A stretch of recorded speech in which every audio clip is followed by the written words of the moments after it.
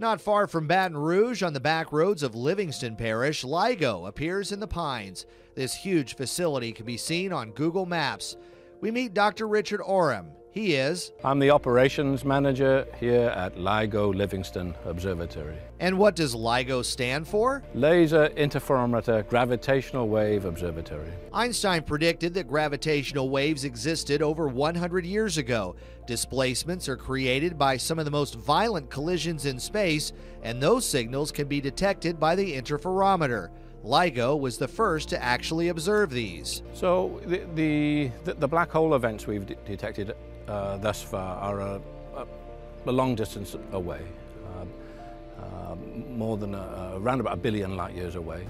And that's far. That's 7 sextillion miles from Earth. That's a 7 with 21 zeros behind it. And it took 1 billion years for the signal to reach Earth. So the signals we have detected are displacements that are 1/1000th of the diameter of a proton. So why such a huge instrument to detect something so small? You know, the effects of the gravitational waves are so tiny that we need an enormous instrument in order to amplify these tiny displacements. But then another success, this time from 2 binary stars that collided. More than 70 of the world's largest telescopes followed up on the signal that LIGO detected first, and the world's astronomical telescopes across all wavelengths went into action, stopped what they were doing, and searched for the source of that signal,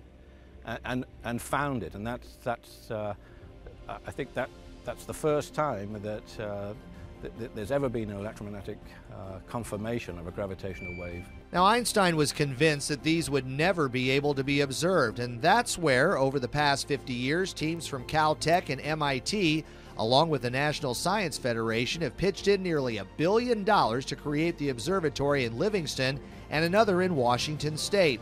But scientists say this could be a whole new revolution in astrophysics. But how is that important to the rest of us?